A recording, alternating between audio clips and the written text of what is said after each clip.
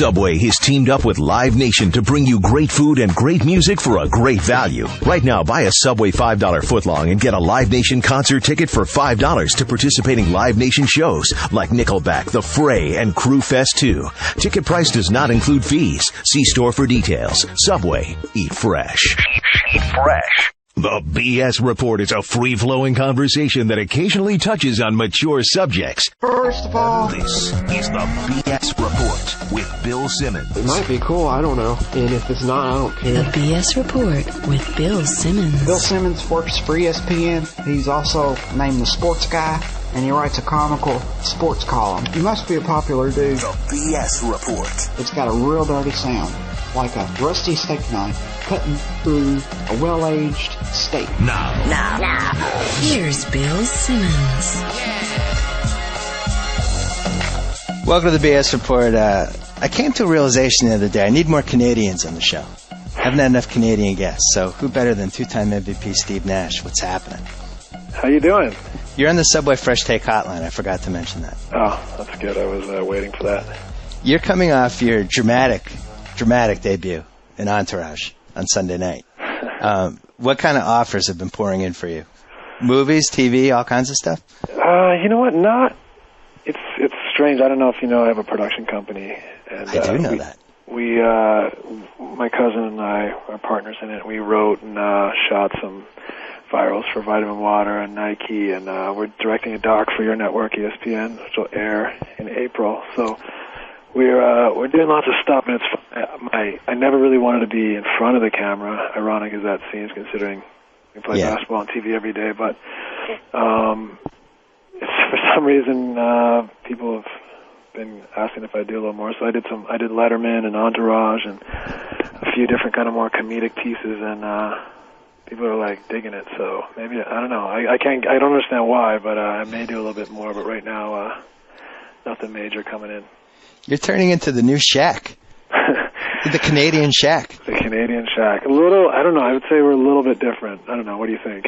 There's some dissimilarities, I would agree. You also did the thing with Baron Davis, that was funny. Thanks, yeah, it was... that was last year. That was pure tomfoolery. You know what, though? For some reason, and I have no idea why this is the case, maybe you can illuminate me, the Canadians, a surprisingly successful comedy country. Like you look at like the people in the comedy industry, and it's like Mike Myers, Dan Aykroyd. That goes down the list. It's pretty deep. SCTV, all those people, and I don't know why that is. Why is that? I don't know why either. You know, it's actually interesting how many just normal, like straight up actors as well. Considering there's less people in Canada than California. Yeah. But and it's kind of true of Australian actors too. Their country's very small too, and they got a ton of people in Hollywood. So I'm not really sure why that is, but there has been an incredible list of Canadian comedians. You listed my two favorite countries. Is that right? I think I could live in Canada and I could live in Australia, and I think that's it. Yeah. Like it's just the people I've met there. I've never really met any people that I didn't like from either of those countries. I think I could hang in each of them for like a couple years at least. Oh, that's cool of you to say. What cities would you like to live in Canada? Well, I mean, I like visiting Montreal. I don't know if I could live there. I don't like the bilingual thing. It freaks me out a little bit. I really like Vancouver. You live in L.A. It's bilingual. Yeah, but I mean, like when you really like go into the full-fledged French where they, you're in a restaurant and they got to read the things in different languages. And I really like Vancouver. Yeah. I thought that was just really beautiful. And I've never been to Toronto, but I know I'm going to love it, so I would count Toronto. I'm just gonna blindly say I could live there. Yeah, Toronto's a cool town too. Vancouver's, I'm from that part of the world, so I love it. It's one of the best cities in the world. That's why I feel so ripped off that we got Memphis instead of Vancouver. Yeah, what are your feelings on that? Because I had David Stern on the podcast last year, and he admits that it was the biggest regret he's had during his entire 25-year reign was how the basketball situation was handled in Vancouver. Well, I think that, the exchange rate was difficult at the time, so I concede that. I concede, the corporate sponsors weren't great, but in defense of the city,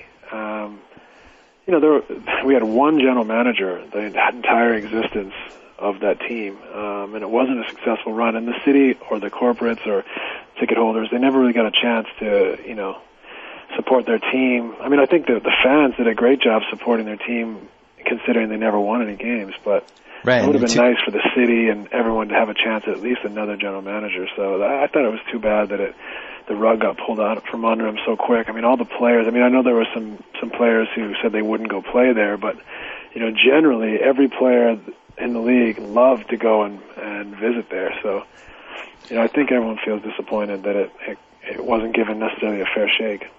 Yeah, and you had a couple bad contracts. I remember Bryant Reeves got the big contract. He got hurt. I think Michael Dickerson, same thing. Yeah. I'm pretty sure Michael Dickerson. Yeah, he got hurt as well. He had, I think, nerve problem.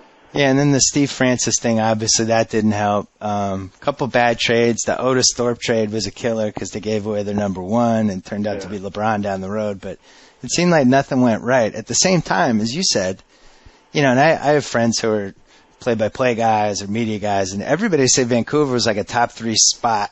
Like you looked on the schedule like, oh, Vancouver, January 9th. Like you just get excited to go there.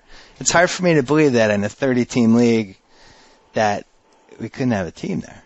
I mean, and, you could make a greater case for the debacle that is Seattle. Yes. I mean, not maybe I love Seattle. I would maybe give Vancouver the nod as far as a international city. But you have to, though. You have to do that. I have to do that, but I honestly believe that. But Seattle's very close. It's a great city, and their sports history is amazing. To lose a team in a town that has a fantastic culture, tradition, and history in sport is, I know there's some math involved and stuff like that, but it's really sad that we couldn't find a way to play together there.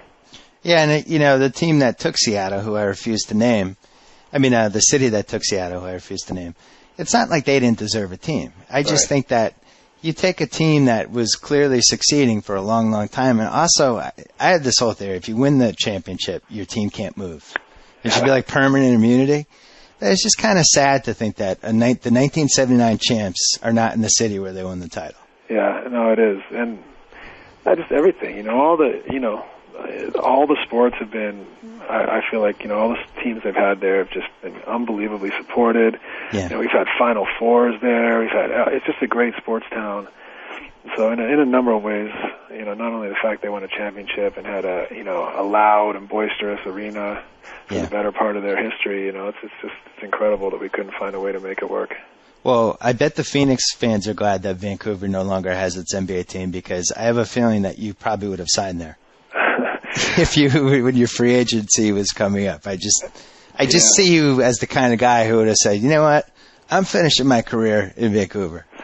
Well, it would have been interesting. I mean, because I think for example, when I re-signed in Phoenix, Vancouver probably would have been a big situation, because I think even from my rookie year, there was always talk they were going to try to trade for me, and I think they did at times. So it would have been interesting if the team had stuck around, how many trade or free agent possibilities would have presented themselves for me there. You had an interesting, when you came up, when you got drafted by the Suns, you were in this weird situation where your name was like immediately in trade rumors all the time. Yeah. Because they had Kevin Johnson, there was a third, who was the third point guard? Well, we had Sam Cassell and then Jason Kidd. Right. Yeah. So from immediately, your name was in every Friday Peter Vesey trade rumor column. And I remember you played the Celtics during Patino's first year. We had Chauncey Billups, who was a rookie, who was like up and down. And you were in town, and for whatever reason, you got a lot of playing time, and you destroyed all of our point guards. And I remember thinking, like, wow, I wish we had that guy. That guy's their third string point guard. But then your back got, you start having back problems and whatever. Like, what turned it around for you that you were able to? Well, I mean, it was, actually what happened was my first year, Kevin Johnson was injured the first month. So I actually played pretty well coming out of the gate. And then Kevin came back, and we traded Sam for Jason. And so I really didn't play the rest of that year, and rightfully so. And then that summer, I really worked my butt off and said, you know what, I'm going to try to. I had a great, coach for a guard in Danny Ainge who really believed in me and supported me. And I thought, even though those two guys are playing, I think if I play well enough, he'll give me a shot. And I worked my tail off that summer. I ended up playing 24 minutes a game with Jason and Kevin on the team, which was still one of the best accomplishments of my career, especially at the time. And so I had a really good second year, and then it became an opportunity where other teams wanted me to maybe be a starter. So I got traded to Dallas, where I was going to be a starter, and it was kind of an exciting opportunity to to make a career for myself on a team that was perennially terrible. And you came in with Dirk same summer, right? Came in with Dirk. I think, I'm trying to remember, I think, was the lockout my first year there or the second year there? I think it was my second year there. Yeah, it was second. The second year there. And my first year, I struggled. We were a bad team and just didn't play very well. My second year, the lockout year, I hurt my back. No, lockout was first year. I just remember. Sorry, lockout. Yeah. So that was it. I struggled because of my back then. Yeah. I hurt my back right before the season started at the end of January or whenever it was, and I found out I had spondylolisthesis, this condition, and I literally went to practice one day and did something wrong and was in a wheelchair leaving practice. Wow. It was pretty scary. I could walk basically 2 or 3 days later. It was basically a severe back spasm for those who don't want to follow the term, but anyways, it's not been a huge factor in my career except making me a better athlete because I had to change the way I trained and conditioned. I learned a lot more about my body and how to prevent injury and become a better athlete. So in some ways it was a blessing, but that period of getting through that kind of difficult lockout year and then a difficult start to the next year, I really looked at it as a positive. I was like, okay, I've been kind of thrown to the mat here. How am I going to respond to this? And I took it as a great challenge and just put in more and more time. And, in the next year or so after that, I turned it around. And well, you're one of the few guys that's had really bad back problems and not been totally derailed by it. Because speaking as somebody who has back problems and who can no longer play basketball, like once you pass a point, you can't really come back with your back. But somehow you've been able to do it. Well, I think that the condition I have maybe isn't as bad as other back conditions. It's just as a professional athlete, when it flares up, it's not great to be immobile. But it also forced me to really to train in a way that made me a better athlete and was able to prevent the injuries. So it was something that I think in the end made me a better player. So you're constantly watching, like, I can't sit down for this long, I got to stretch, I got to do this, I got to do that. You have, like, the relax the back chairs, all that stuff? Not so much, but I know that it's not good for me during a game to slouch on the bench. Yeah. So that's why I lay on the floor because, I know when you're tired, you're not going to come out of the game and sit like you're in a, church pew. So I lay on the floor. I can relax, and it doesn't affect me. But, most of my training, everything I do, is centered around moving properly and having the right movement patterns, not to get too techy on you. But what's going on with the Suns training staff? Because that leads into that. Like they have like magical powers. Steroids. Is that what it is? It's HGH. We got the clear, the cream, and we're doing it. No, I mean they do a great job. I mean they're much more into functional training, preventative training. Also manual therapy that prevents injury and stuff like that. So they do a great job. And, I think there's more and more trainers around the league shifting to that mindset. The success of the training staff that they had with you, how big of a factor was that for you in terms of re-signing with Phoenix? Well, it is important to me. I think, I've had a physiotherapist that I work with in Vancouver who's been instrumental in for me, not only coming back from when I first found out I had a back injury, but for me becoming, a player that, really since then has been really durable, and I feel like I've become a better athlete as my career goes on. Not necessarily, obviously, in an explosive way, but as far as, agility and movement and, right. Coordination, rhythm, timing, things like that, I think, it really helped me. But on a day-to-day basis, the Suns staff has just done a great job of, keeping me on the floor and me and the rest of my teammates. So, to leave that kind of known entity would have been difficult as well. But yeah, because I wrote about the decision you made and how we talked back in February, and it really surprised me that when I saw you in All-Star Weekend, it was a really, really tough time for the franchise, and there was rumors of a coaching change, and it had been a really unhappy season, and I was kind of threw it out, like, well, why wouldn't you possibly want to get traded? And you almost seemed to. I got the feeling from you that you almost felt like, really, that's an option? Like Portland would want me, which I was surprised by. Did you like even sniff around, or do you ever think about leaving Phoenix at all, or anything like that? I did. I really put out all the options in front of me to try to just give myself an opportunity to make a decision that I could feel good about. And I think there's so many factors going on right now. One with the economy, the apparently greatly shrinking salary cap. Who knows what's going to happen in a year? Who knows how this year turns out for me personally or our team? So I think the whole unknown of where the cap would be, what teams would have cap space next year, what were the possibilities of playing it out and being a free agent, as opposed to what would it be like if I asked the team for a trade. I felt like in some ways.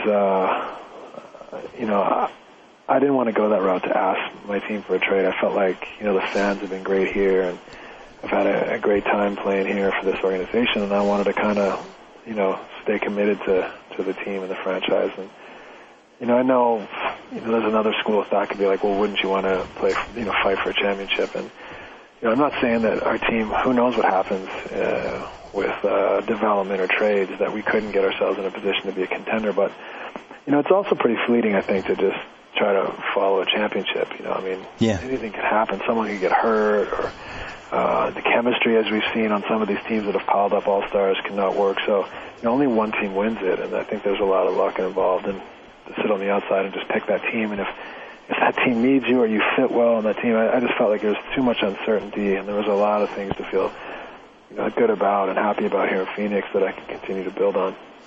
See, I figured that's what you would say, because it seems to me, just watching from afar, you seem like a loyal guy. And don't think people like me and other basketball fans didn't notice when you played the Mavericks after they let you go, you had a little extra hop in your step for those games. Have you recovered yet from the fact that they didn't match that offer? Were you surprised that they didn't do it? Do you still are you still not able to believe that they did it, or have you gotten over it? No, I'm over it. Maybe it looked like it. I had this great source of vengeance. No, you had a little hop in your step. Yeah, it wasn't so much like I went into that game going, I'm going to show them or show Cuban. It was more like, I'm competitive. I'm going against my old team and my old city, and it just meant a little more, maybe subconsciously. But I understood the situation. Mark made a decision that he didn't want me back, and I didn't agree with it necessarily. I thought when you got one of your guys on your team who's an all-star, who's probably your hardest worker along with Dirk, and your best shooter along with Dirk, and your best playmaker. It was strange to me after all the contracts he'd overpaid that the buck would stop at me. Yes. So at the time I was kind of like disappointed, but I also was like, okay, well, that's his prerogative. That's the way he feels. I can respect that. So when you signed with Phoenix, did you think, Cubes will match this? Say that again? When you signed, because you signed an offer sheet with Phoenix, basically, right? Or you basically had the offer from Phoenix and Cuban had. Yeah, I was a free agent, if I remember right. So you were a free agent, but I thought Cuban had like a chance basally to match the offer. I basically called him up and said, look, I'm going to sign a deal with Phoenix unless you come close to the ballpark. Yeah. And he wouldn't. He didn't even. He just didn't want me back. He didn't even make a counter offer. Maybe he just wanted to hang out with Dirk by himself. Yeah, I think so. He wanted to get between us. He was his way of. You had like a friend triangle, and he just wanted to eliminate it. Really but you had. Every time you play Dallas, you have a little hop in your step. That's how I see it. Yeah. I'm imagining it. I don't know. I would say. If anything, it's more subconscious than anything.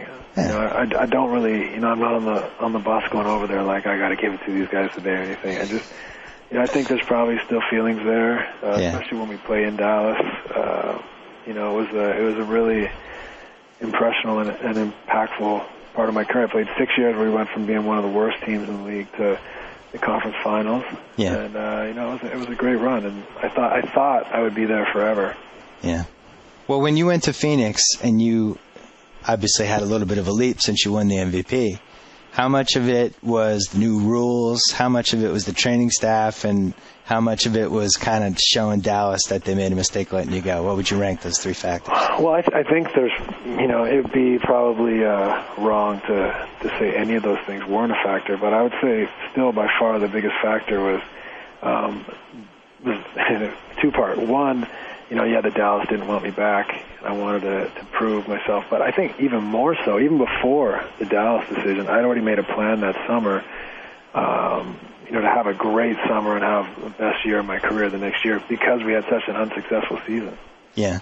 the Mavericks. So I thought I'd be back, and I was really disappointed in how our season went. We made that trade, and it didn't work out very well. After going to the conference finals, I think we lost in the first round to Sacramento, and that really stung me. And so, I made a plan to start working as hard as I could that summer to, I always work hard, but to really make a concerted plan to grow and become a better player and win more games the next year. So the wheels were in motion to do that, and I worked my butt off with my physio in Vancouver for twice a day for a month. I think we worked out twice a day, 5 days a week, and once on Saturday for 4 weeks. Wow. Which was a pretty heavy commitment since my wife was pregnant. We were renting an apartment in Vancouver, and she was like, what am I doing here? But it paid off, and so I still think by far that was the biggest factor, is that I really put the time in. So what do you think that you came close 4 times with that Phoenix team, and each year something weird happened. Which team did you think was the best from 05 through 08? It's a tough one. I think the first year we had unbelievable firepower and athleticism. We were really young and raw, but Joe Johnson, was a fantastic player for us that we lost, and so in some ways that was the most explosive team. But I can't remember. I don't know if anyone got injured that year. Was that the year Joe got hurt? Joe was in 05. Joe broke his face basically. It was never the same. I played with Joe one year, so that was the year Joe hurt himself and we beat Dallas. That was probably the most wide open year because the finals ended up being San Antonio, Detroit. Both of those teams were flawed. It wasn't a great finals. I actually thought you guys had the best team that year. But yeah, we were probably just a little young, and San Antonio was just so experienced that we were winning, I think, at least 4 of those games in the fourth quarter. Yeah. And lost them all. We were really we weren't very deep. Mike didn't go very deep on the bench, and to be honest, we probably didn't have the depth. So right. We were playing like 6 or 7 guys, and so in some ways that was an interesting team, but probably not as good as the year we had the brawl and all that. Right. Or not the brawl, but the 07. The body check. I don't know. It's kind of a toss-up because that team and also it was interesting the year Roger got hurt when Amari didn't play. Yep. Roger was a really key part of that team, and we lost, I think, 4-2 to Dallas, but we were, again, winning a bunch of those games in the fourth quarter and couldn't close. Just we had a lack of depth. And yeah, I thought you guys wore down that year a little bit. That was actually my favorite Suns team because it was so unconventional at that point because you didn't have Amari, a Diaw playing center. You breathed life into Tim Thomas somehow. And I don't know. You were going 6 deep basically, and really had a chance to make the finals. I just think that would have been incredible. But I thought it was the most fun Suns playoff team out of all of them, just because I just didn't know how you guys were doing it. Yeah, but then we had great chemistry. We really loved playing together. In the 08 team, everybody thinks the Shaq trade, it's a failure or whatever, but man, I still feel like if Duncan doesn't hit that 3, that whole series is different. I totally agree. I mean, we were just kind of peaking. Yeah. We'd only had Shaq for a few months, and we were just kind of coming into our own, and we really outplayed on that game. And to somehow cough it up a couple times, we let Finley get a 3 to 10 minutes into, I think, overtime, and then Duncan hits a 3 to go to double overtime. You had a bad rotation on the Finley one. I've watched that game recently, and it's one of those games where you watch and you just can't even believe that the team lost. Because there's like 5 different points. You're like, oh, man, why'd they do that? Yeah, exactly. But, I thought the way Shaq played for you guys after that trade I thought he was really effective. Like, he was just shot blocking and rebounding. Last year, it seemed like he was more motivated to kind of prove that he wasn't washed up. And I felt like, I don't know if it was a willful thing or whatever, but it seemed like it pulled you guys out of what you do a little bit. I think that's fair. I think he definitely, and rightfully so, he wanted to prove more after taking a back seat, having the injuries, taking a lesser role. I think he wanted to prove more. At the same time, I think, when Terry Porter came in, he really changed the style so that it really suited Shaq. And so, our team wasn't as good, and the rest of us were less effective, but it highlighted, Shaq. So he was able to prove to everyone that he still had some in the tank. But unfortunately, the style of play, really negated everyone else's strengths to an extent. So, at what point did you realize this won't work? Well, it was kind of more like I never realized it would work. From the start, I was just always going to give it a chance and just keep trying and hope that at one point we got it, Yeah. But I never really knew if it was going to work because it was such a departure from what we were doing. And, unfortunately, I felt like in the locker room, so many guys weren't given it as good a chance because they were like, this isn't going to work from the second day of training camp, unfortunately. Yeah. So it was a tough attempt at trying something new that, I can honestly go to bed at night and say I tried everything I could to make it work, and probably to a fault. I probably should have at some point said, screw it, I'm just going to go off tonight and, do what I do. At the same time, I just tried to fit into what he wanted to do so well that it didn't suit our team for me to play that way. Do you buy the whole thing that you can't win a championship with offense? That you have to be able to get stops to win the title?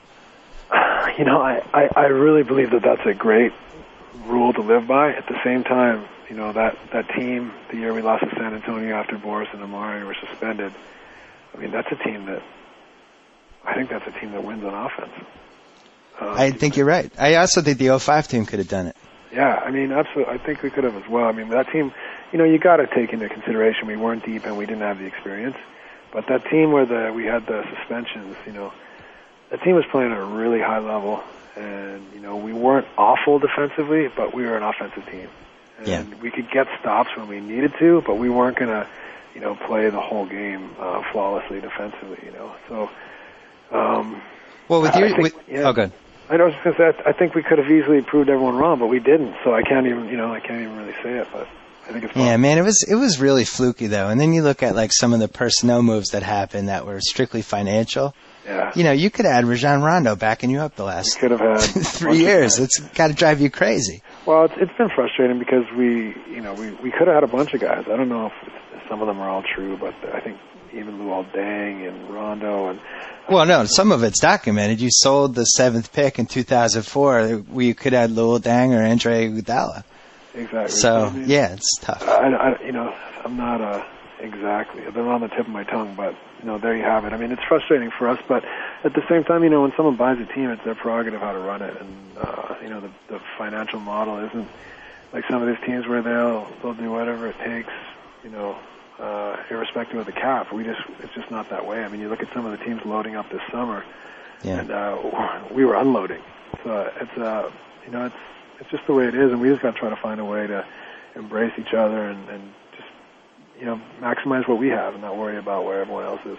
Well, you at least have an identity because it seems like you're going with athletes and kind of a little bit what you used to do. And if Amari can come back, which I assume he comes back, right? I think he does. I think he's going to be great. So you guys, that becomes the staple of the offense, and you got some young guys now. And, in my opinion, because so many teams have been downsizing or dumping and all this stuff, after the top two, which I think is LA and San Antonio, the rest of the conference is pretty wide open. So it's not inconceivable to me that you guys could get, if everybody stayed healthy and you guys clicked, you guys could get to the 3 or 4 seed, potentially.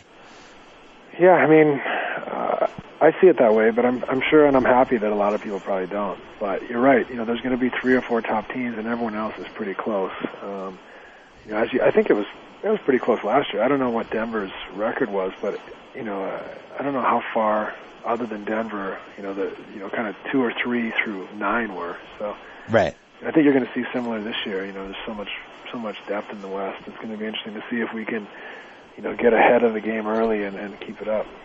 When you look at like where you are in the league right now, older guy, you have these young guys coming in, Chris Paul, Darren Williams, Derrick Rose, Rondo, and now it's like, night after night you're trying to keep up with these guys. How do you even look at that schedule and think, my God, I got Rondo tonight, I got to stay in front of him? Like, what kind of, do you have tricks at this point that you try to use? To be honest, I just try to enjoy it and embrace it and use my experience. And, the interesting thing is, it's well documented that I'm not a defensive specialist, but, it's an interesting position, the point guard position, because there's not really any, it's kind of impossible to be a great defensive point guard. I agree. We look at what happened with Rondo and Rose last year. Those guys, Rondo, I think, is one of the best defenders at that position, and Rose was just going by him anytime he wanted. And it seems like I think the rules just really, it's really hard now to just defend a guy straight up who can handle the ball. It is, and it's a pick and roll game too. So it's not just you. I mean, you can't expect someone to defend pick and roll by himself. You got to rely on the big guy who's setting the picks, defender, but also the other 5 guys. So that becomes a team concept more than anything. So, I don't want to say it's overrated because I think defense is fantastic and it's important, but it's just the point guard. It's really difficult for a point guard to have a huge impact on the game defensively. I think night in and night out. Yeah, I would agree. Especially with the good ones, they have such responsibility at the offensive end. That it's impossible to just be like you see some of these guys maybe come off the bench and for spurts change the game defensively, but you can't do that if you're playing 30 to 44 minutes a game and you're asked to get 15 or 20 points and 10 assists. Do you consciously try to save your legs a little bit on D because you're running the whole show on the other end? Just sometimes, less is more. Don't overdo it. Be conservative defensively and give be in the right positions. Be mentally alert instead of going for steals or always trying to out hustle guys. You pick your spots.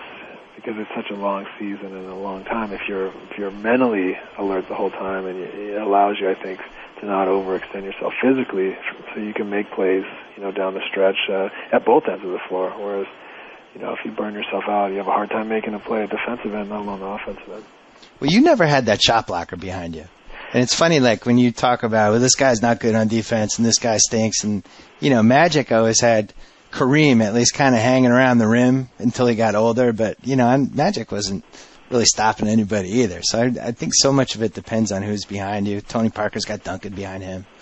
Yeah. Well, I mean, that's fair, and I think also it's the big part of it is pick and roll defense. It's not really been our forte in Phoenix, and so you can see point guards have big nights against us, and it's all off pick and roll. And not to necessarily defend myself, but it's not that often that a guy goes off, one-on-one. It's usually in the pick and roll, and that's a smart way to play the game. It involves more people, it gives you more options, and so, not a lot of point guards just go at their guy one-on-one all night. They're going to get him in a pick and roll and try to, allow, multiple options and scenarios to play out and give their team a better chance of getting guys involved, getting different guys at looks, playing a cerebral team game. So, it's as much shot blocker is important, but also, bigs that'll get out and play the pick and roll. You'll like where this is going. So I've been getting into soccer, and I even went to Mexico last week to Azteca. But watching the Mexicans and the way they pass and they use each other, and it's shocking to me how similar soccer is to basketball in a lot of respects. And it totally makes sense to me now that the way you play in basketball, that you also love soccer. Because a lot of the telepathy between teammates and just that you need the other guys to succeed in soccer. You play basketball that way, but a lot of people don't. Do you get frustrated at all that people aren't on that wavelength with you, or is that something you're just used to now? Well, I do think there is some truth to that. The similarities of the ability that soccer allows you to have in basketball. I think, other guys share it too. Ginobili has an understanding that's a little bit different than other guys. So I don't get frustrated because, I've played the game with basketball players my whole life. I haven't played it with soccer players my whole life. So it's just the way it is. But I do think it's afforded me something. I think not only physically, mentally, and conceptually that, maybe I wouldn't have been an NBA player if I wasn't, such a soccer player or a lover of soccer growing up. So, what guys have you connected like that with? Like as far as the way they play? Yeah, just some sort of that telepathy thing that you would also have in a soccer field, but you have it in basketball. You mean which basketball players in the NBA do I see that have that? No, which guys have you played with over the course of your career that you're like, this guy gets it, I'm clicking with him? Well, there's, different guys for different reasons that might not even play soccer. Like I think Danny Manning, Oh, that's interesting. Yeah, he was smart. He got it, he played soccer his whole life in kind of a way, or had those same advantages. Grant Hill's like that too, right? Grant Hill's like that. He's great, and Grant played soccer. Yeah. So he gets it, and I'm not saying that it's the be-all and end-all, but you have you get a little slightly different perspective, I think, from soccer that can help you. And I think you see certain guys around the league, and I guess especially with the advent of the international player, in the last kind of 20 years, it's grown. I think you see, that perspective more clearly now, and it probably is rooted in more guys played soccer. Yeah, because, my biggest fear with the NBA is always that it's just going to degenerate into all right, let's give the guy the ball at the top of the key, and you guys stand here. He's going to try to beat his guy off the dribble and be the hero, and if he misses, you lose. And, it's like I would just much rather watch the basketball that I grew up with. Yeah. I like watching guys play. My favorite team of all time is the 86 Celtics because those guys actually made each other better. They were out there to push each other to another level versus like, all right, it's your turn to shoot. Yeah. And that's what I worry about with this next generation, how many guys have that in them. I think Derrick Rose has it in him. I think Chris Paul has it in him. And maybe the more, all we need is a few guys to keep the torch going. That's what I worry about when you leave the league. Well, I think that I think we're lucky because we do have some good young players who get it. But we're also seeing that ultimately you can't be good if it's just you against the world. Yeah. You can look good on a bad team, but your team's going to stink. And but the guys that are doing well, the young guys that are playing the game, are guys that are playing the game the right way. And there's always going to be the gray area and guys that are could be a little more of this and a little more of that. But ultimately we got some pretty good players who are conscious of playing the right way and making great decisions, even though they have the ability to put, to try to take a guy every time. They realize that's not the way to play the game. I think that and the realization of changing the rules, the defensive rules from where they were and two guys were lifted, I think really just promotes ball movement and player movement. And that's what people want to see. Of course, everyone wants to see, a great one-on-one play, but only so long until it gets boring. I think, then people want to see guys move the ball and be creative and work together, and those are the lasting, things. The highlights aren't lasting. It's the rest of the game that's going to bring fans back. I agree, and I think, unfortunately, we live in a society where stats generate money, and the more points you make, the more money you're going to get, and, and the end of the game shots that you make, that puts you on SportsCenter. And so I think it's tough for some people to buy into that. But, as you said, there's some young guys coming in that seem to have bought into it. It's true. I mean, there is that whole kind of other side of it. But I think that, any guy who has the right motives, wants to learn, wants to be a good teammate, wants to play the right way, is going to have a long and profitable career. And a guy who mixes that motive with other things, who knows what's going to happen to him.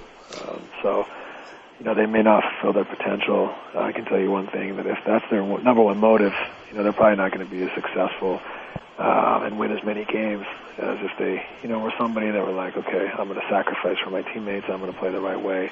And their potential for growth and the potential for enjoying the game are limited. So, it seems like people are emphasizing chemistry more.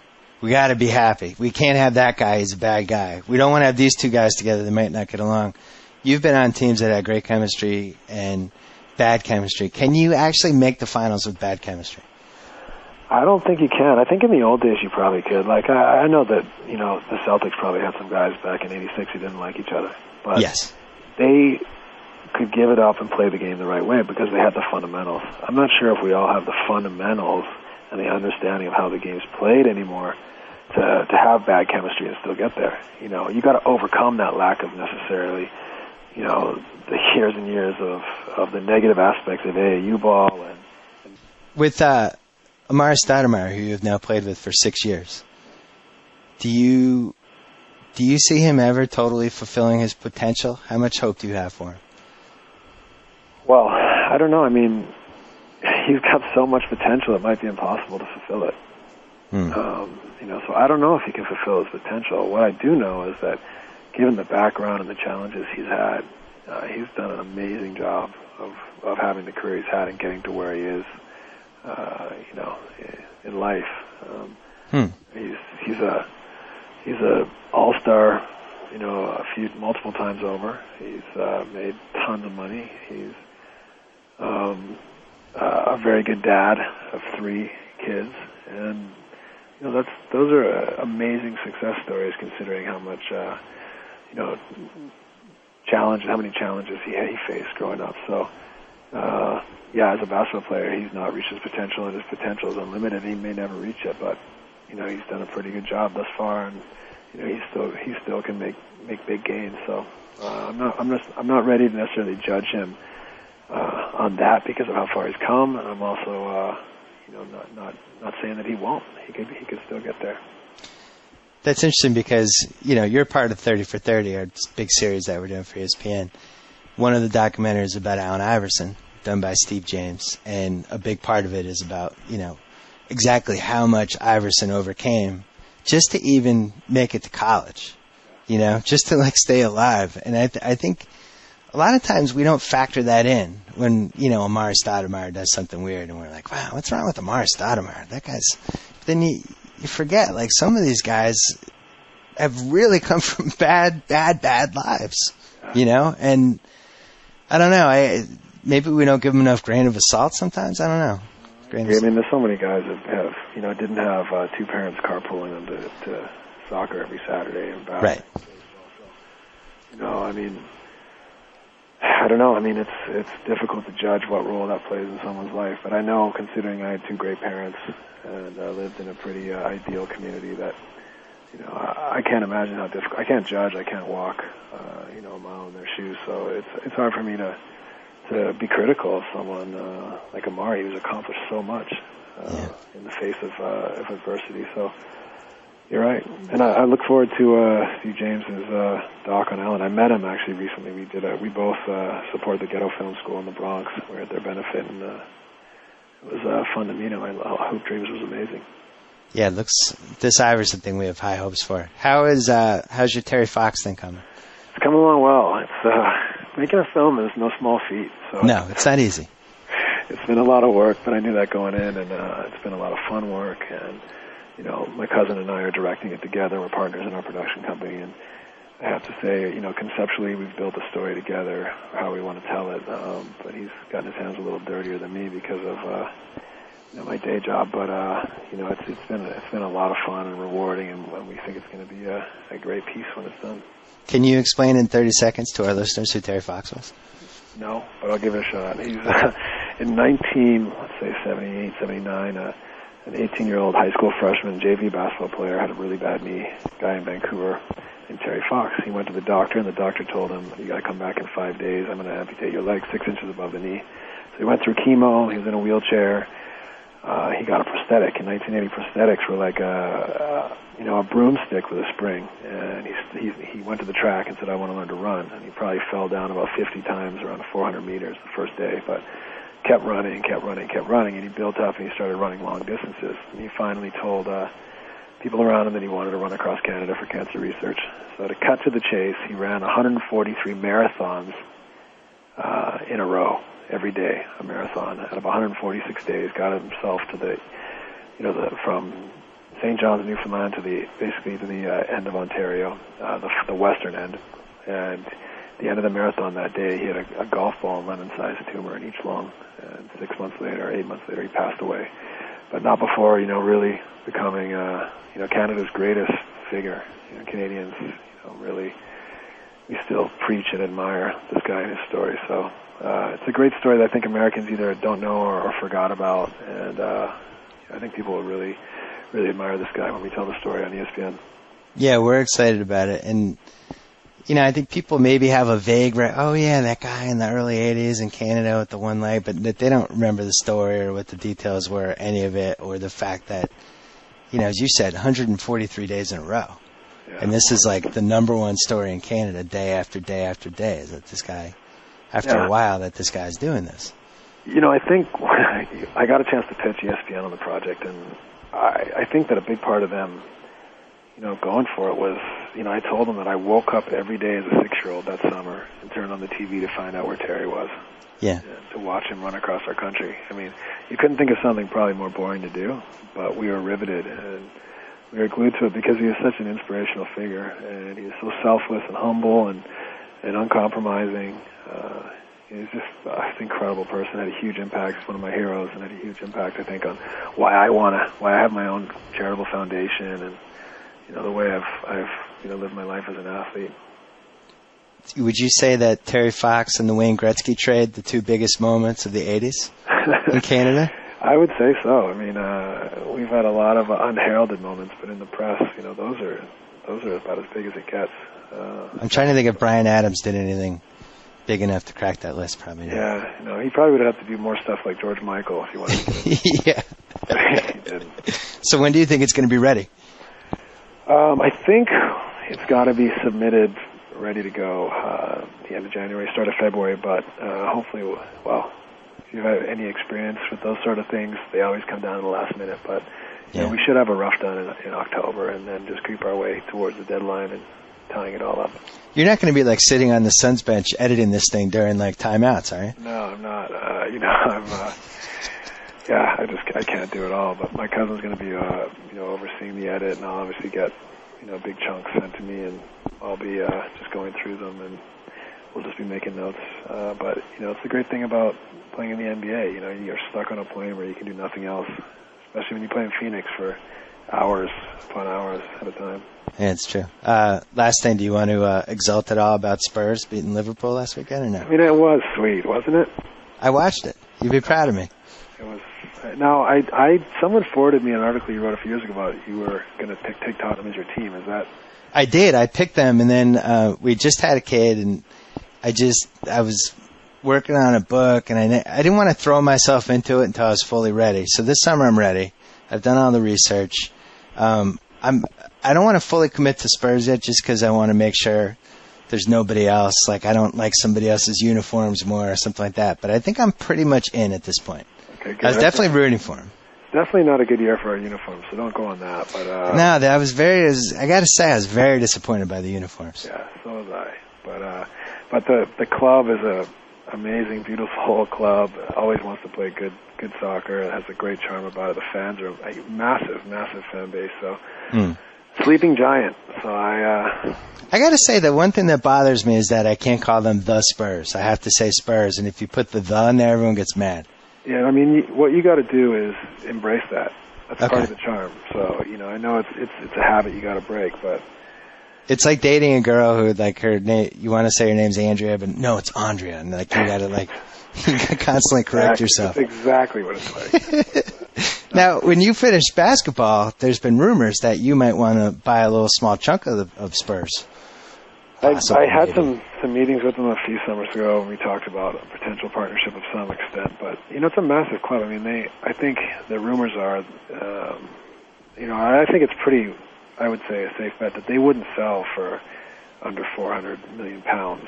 Ooh, I don't know what that is, but it sounds like a lot. So let's just say, considering neither of us are following the exchange rate, but I would say it's probably close to $800 million. So, I'm not necessarily in that market. Yeah, but you know who is? Shaq. Maybe you put together a conglomerate with Shaq and a couple other people. Shaq just likes to own stuff. He doesn't care. He does. I think it's, I don't know. Well, you own an MLS team, right? I do. Part owner. Owners, one of the four of us of the Vancouver Whitecaps, which will be in the MLS in 2011. And, yes. Our city is fired up, so we can't wait to put the team out there. And I don't know if you've followed, but how successful Toronto and Seattle have been. I was about to impress you by saying, well, Seattle is doing really well, so that's a good sign for you. But you stepped on me. Toronto's been fantastic, and then Seattle's even, exceeded them as far as season ticket. Well, they have a bigger capacity in season tickets, but not only the amount of, the sellouts every night, but the atmosphere. I mean, it's like going to Europe. The fans are standing up. They're giving the other team. It's like going to an NBA game in the Garden, probably. When, in the old days when they're just, ready to throw beer on everyone. It's that kind of atmosphere, start to finish, and it kind of like it's very European or old school American in a way, and. It's incredible. So I can't wait to bring that to Vancouver, and our fan base is got a great soccer history going back to the NESL days. So it's a lot of fun for us up there. We're gonna really be proud of the team we put out there. Well, I'm hoping there's not a season-long lockout a year from now, and all you'll be doing is hanging out with that MLS team because you won't be able to play. That's my worst fear right now. If there's a lockout, maybe I need to try and get on the soccer team. Could you do that? Could you walk on and be like a 20th man? You mean, am I capable? Yeah, like if you just said, screw it, I'm retiring from basketball and I'm going to try to make an MLS team. I think as a conceited athlete that if I put my head down and really trained hard for a while, I might be able to, get to the fringe of an MLS team. But wow. But that's, I mean, we're talking. My first word was goal. I played soccer every day for the first 13 years of my life. So it's so far and away what I spend the majority of my time doing as a kid that in some ways a lot of it never left me. But I also know that that's coming from a conceited competitive athlete. So well, you guys have to think that way. Yeah, exactly. So I mean, it's probably I'm probably kidding myself, but I love it. I'd love the challenge, and it'd be fun to go out there and see how good I could get if I could get up to speed. But you know what that is? It's your second documentary. That's right, my second doc. I told you I don't want to be in front of the camera in these things. Yeah, but this would be a good one though. It would be like when Jordan played baseball, except you'd actually have a chance of making the team. My friend Simone swears that I could play for his team in Italy. They're in the 3rd division, and he was so bummed that I re-signed with the Suns because he wanted me to retire and go play for his team Novara, and have it be documented. And so you and him, you guys can co-produce it. That would have been. I don't think you could have walked away from the new contract you signed. Yeah, I mean, it's a big risk. Especially, he said they probably could have paid me. This is hilarious that we even have these conversations, and I'm having them tongue in cheek, but he's serious. Yeah. They probably could have paid you $100,000. So I got $100,000 offer, and then I got my offer with the Suns. I turned down the Suns for $100,000, and then I get cut 3rd week of training camp. People have just absolutely killed me or what? It's been great. That would have you on all the ESPN shows like Skip Bayless and that whole crew would have been going crazy. What was he thinking? On the other hand, it would have been kind of noble. Yeah. Like you're pursuing your love. Well, maybe you can do it when you hit there's no senior soccer league though. Maybe you start a senior soccer league and just dominate. Well, we don't want noble in our sports culture anymore. It's true. That's not a part of the requirements. All right. Well, Steve Nash, thank you for your time in the BS Report. Good luck with editing your 30 for 30. Good luck with the Sun season. Good luck with the Charitable Foundation. Good luck with Tottenham Hotspur. Did I leave anything out? No, you're doing well. Thanks. Fun. And good luck with your back. Yeah, my back is good. As a fellow back guy, we should trade emails about back strategies. All right, Steve Nash, thanks for coming on the BS Report. You got it, Bill. See ya. Take care. Target % off. Whoa! Thank you for downloading the BS Report with Bill Simmons. Too much fun. Check out more podcasts at the iTunes Music Store or at Pod Center at ESPNradio.com. Peace out.